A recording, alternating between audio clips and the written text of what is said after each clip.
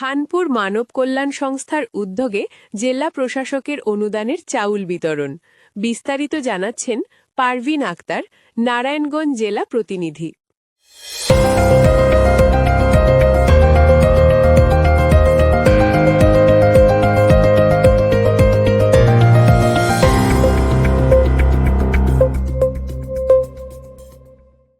10 April 2026 রোজ শুক্রবার বাদ জুম্মা খানপুর মানব কল্যাণ সংস্থার উদ্যোগে অদ্য এলাকার বিভিন্ন ওয়ার্ডের অসহায় ও হতদরিদ্রদের মাঝে চাউল বিতরণ করেন।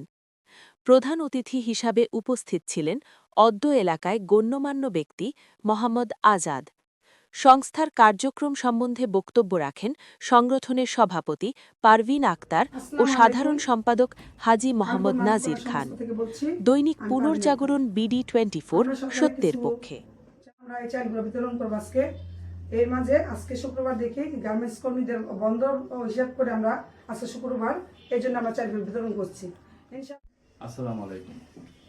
খানপুর মানব কল্যাণ সংস্থার পক্ষ থেকে আজ শুক্রবার এর অর্ধ এলাকার হতদরিদ্র ও অসহায়ের মাঝে আমরা জেলা প্রশাসন কর্তৃক আয়োজিত প্রধানকৃত চাল বরাদ্দ করছি অর্ধ এলাকার অসহায় হতদরিদ্রের মাঝে। আমি মোহাম্মদ